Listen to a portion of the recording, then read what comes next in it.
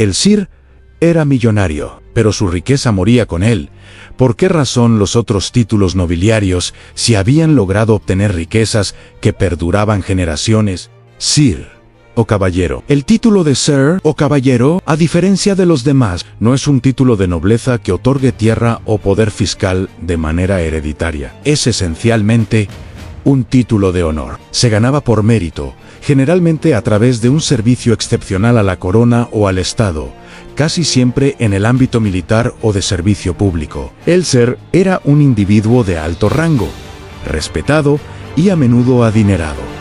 Pero su posición económica no estaba ligada al derecho de cobrar impuestos a vasallos. Su riqueza provenía de tres fuentes principales: salario y pensiones. Su principal ingreso era el sueldo de alto mando militar o civil, pagado por la corona. Al retirarse, recibía pensiones, botín de guerra si era un caballero militar. Podía acumular fortunas a través de la captura de prisioneros de alto valor o el saqueo legal tolerado de territorios conquistados. Con ese dinero podía comprar tierras y propiedades privadas, pero estas tierras no venían con derechos feudales de jurisdicción o impuestos obligatorios. El poder económico de un sir se asemejaría al de un coronel o general de alto rango retirado en la actualidad, o a un ejecutivo de gobierno de primer nivel que ha amasado una fortuna gracias a su salario y a inversiones personales, no a monopolios gubernamentales. Podríamos hablar de un patrimonio que va desde decenas de millones hasta pocos cientos de millones de dólares actuales, pero la clave es que su riqueza era líquida y privada,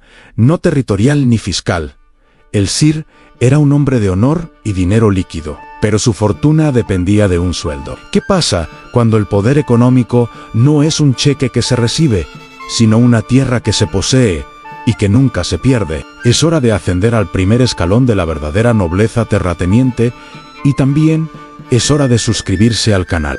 El barón. El barón es el primer escalón real de la nobleza hereditaria. Los llamados pares del reino, a diferencia del ser, que dependía del favor y el cheque de la corona, el barón era el dueño de la tierra. Este título te convertía en el señor de una o varias aldeas, lo que se conocía como un feudo o manor. Su poder era absoluto y local, como un pequeño rey dentro de su dominio. La gestión del patrimonio del barón se basaba en la explotación directa de la tierra. Su riqueza no venía de un salario, sino de la recaudación. Sus principales ingresos eran las rentas que le pagaban los campesinos, que podían ser en cosechas, ganado o dinero. También controlaba los monopolios locales, como el único molino para moler el grano o el único horno para hornear el pan, cobrando una tarifa obligatoria por su uso. El barón necesitaba mantener una pequeña milicia para defender sus tierras y ejercer la justicia, lo que significaba que su fortuna debía ser lo suficientemente robusta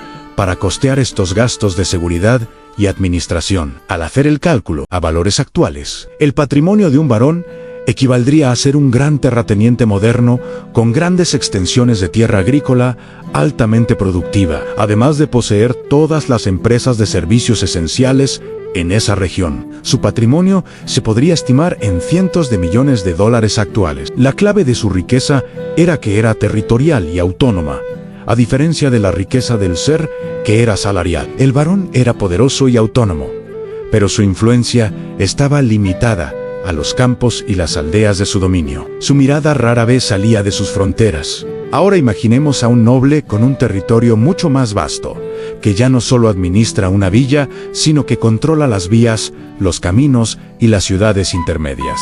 Pasemos al siguiente nivel: el vizconde. El vizconde, o vizconde, como su nombre lo indica, se originó como el administrador o vicario del conde, pero con el tiempo se consolidó como un título independiente. Su posición era un punto intermedio crucial en la jerarquía, usualmente gobernando un territorio más grande y estratégico que el barón. Su gestión del patrimonio ya no se centraba solo en la explotación de una aldea, sino en la diversificación de las rentas territoriales. El vizconde tenía concentración de propiedades y tierras que le permitían controlar los peajes y los caminos que conectaban diferentes ciudades. Sus ingresos se disparaban gracias a los impuestos por el tránsito de bienes y personas entre los dominios de los barones y los grandes condados. El vizconde era un estratega de la logística y el comercio primitivo. Su fortuna provenía de la fluidez del movimiento de capital en su territorio, además de las rentas habituales de sus propias villas. Esto significaba que, si bien el varón era rico, el vizconde tenía un flujo de caja mucho más rápido y constante. En términos modernos, el vizconde se asemejaría a un inversor que posee un portafolio diversificado en bienes raíces comerciales y que además tiene participaciones en empresas de logística o infraestructura en diferentes regiones. Su patrimonio podría ir desde los 200 millones hasta los 500 millones de dólares actuales. Si quieres que siga creando más videos como este, por favor suscríbete al canal. El vizconde ya tenía una influencia que se extendía más allá de su feudo. Era un punto clave de poder entre el rey y los señores menores, pero incluso él era pequeño comparado con los que controlaban no solo los caminos, sino también los recursos naturales de una provincia entera. ¿Qué sucede cuando a las tierras se añaden las minas, los bosques y las grandes ciudades? Subamos al siguiente nivel. El conde o earl. El conde, que en el contexto británico recibía el nombre de earl, era una figura de inmensa autoridad. Su título no era menor. Significaba ser el gobernador de un condado o una provincia completa. Un territorio mucho más vasto que el de un vizconde. Si el vizconde controlaba los caminos, el conde controlaba la región entera donde esos caminos se encontraban. La gestión del patrimonio del conde era una operación económica a gran escala. Su riqueza no se limitaba a la agricultura. Se basaba en el control de los recursos estratégicos. Podía explotar las grandes reservas forestales, obtener ganancias de las minas de hierro, plata o carbón, y controlar el acceso a los ríos vitales para el comercio. Sus ingresos por impuestos eran masivos, pues recaudaba sobre una población mucho mayor y sobre toda la actividad comercial de su provincia. El conde estaba obligado a mantener una fortaleza mayor, una corte más suntuosa y una milicia considerable, capaz de movilizarse rápidamente. Sus gastos eran altos, pero sus ingresos provenían de múltiples fuentes diversificadas a lo largo de su provincia. Al compararlo con el presente, un conde se asemejaría a un CEO de una gran corporación regional que tiene intereses cruzados en múltiples industrias en bienes raíces, extracción de recursos naturales y control de la infraestructura clave. Su patrimonio podría estimarse entre 500 millones y 1.5 mil millones de dólares actuales. El poder de un conde era formidable. Tenía asiento en los grandes consejos del reino. Influía directamente en la justicia y era, esencialmente, el motor económico de toda una sección del país. Sin embargo, su poder aún tenía un límite: el dominio de la frontera. Y es en ese límite donde encontramos al siguiente escalón: el marqués. El marqués es el título inmediatamente superior al conde y tiene un origen militar muy específico. Su nombre proviene de la palabra germánica mark, que significa frontera o territorio limítrofe. Por lo tanto, el marqués era el guardián de la frontera. Este rol le confería un poder inmenso y una gran autonomía. Su gestión del patrimonio era un negocio de alto riesgo y alta recompensa. Al estar en la frontera, el marqués no solo controlaba grandes extensiones de tierra como el conde, sino que tenía el monopolio de las aduanas y los peajes del comercio internacional o interrinos que pasaba por su territorio. Esto le daba una fuente de ingresos masiva y constante. Además, al ser la primera línea de defensa, la corona le permitía retener una porción de los impuestos que recaudaba para financiar su ejército privado y la construcción de fortificaciones. La fortuna de un marqués crecía exponencialmente gracias a los derechos de guerra. Al estar constantemente en conflicto o en negociaciones con el enemigo, sus ingresos podían aumentar con botines, tributos negociados y el control estratégico de ruta. En términos económicos actuales, el marqués es como un inversor global que controla activos de logística y energía en zonas geopolíticamente estratégicas. Además de tener una influencia directa en las políticas de comercio internacional, su patrimonio se situaría entre 1.5 y 3 mil millones de dólares actuales. El marqués era un personaje crucial. Su poder no era solo territorial, era geoestratégico, capaz de decidir si un reino vivía en paz o en guerra. Pero, por encima de todos, estaba el máximo poder territorial, aquel cuyo dominio era casi un país en sí mismo.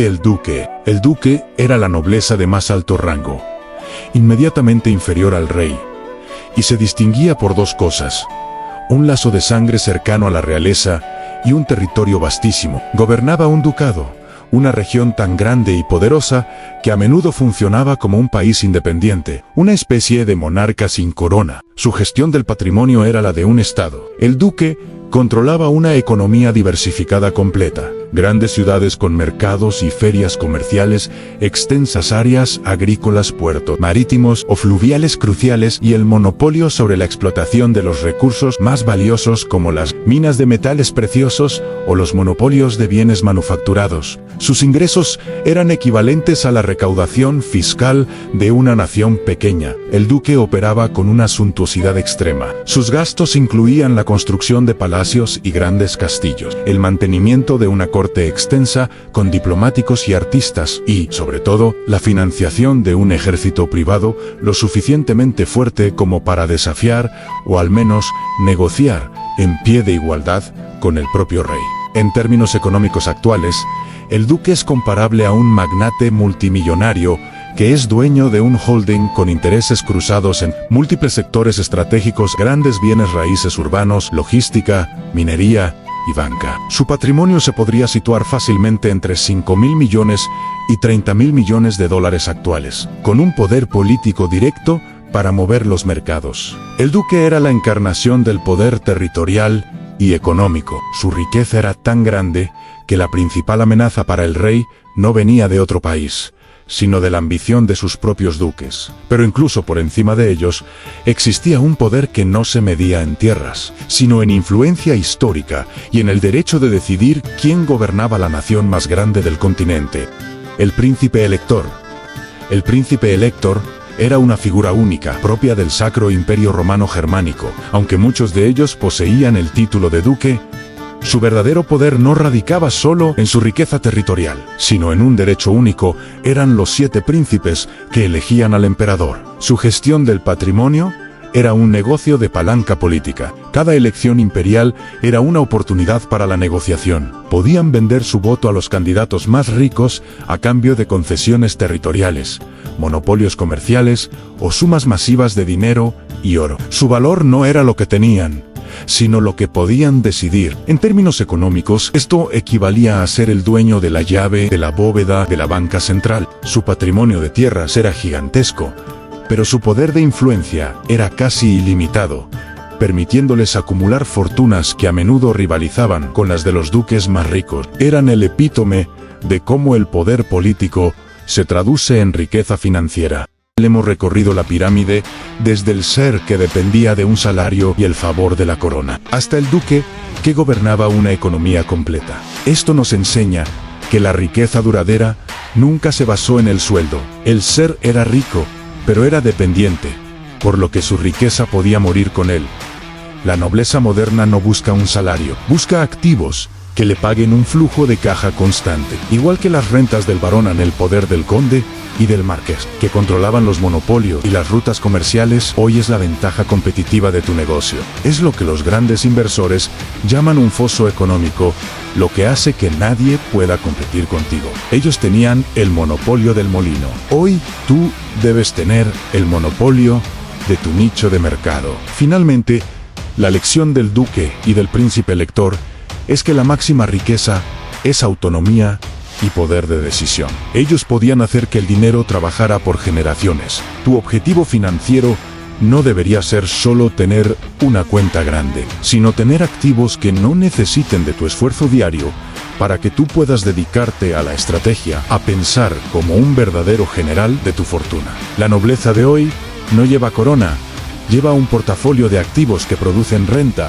La clave para cambiar tu estatus es simple: haz que tu dinero compre tierras o sistemas, no solo cosas pasajeras. Esa es la clave para cambiar tu estatus de simple caballero a duque financiero. Si llegaste hasta aquí, estoy seguro que te encantará este video donde te cuento quiénes se convirtieron en nuevos ricos a consecuencia de la peste negra y que podemos aprender de eso. Suscríbete al canal y nos vemos en la corte de rey.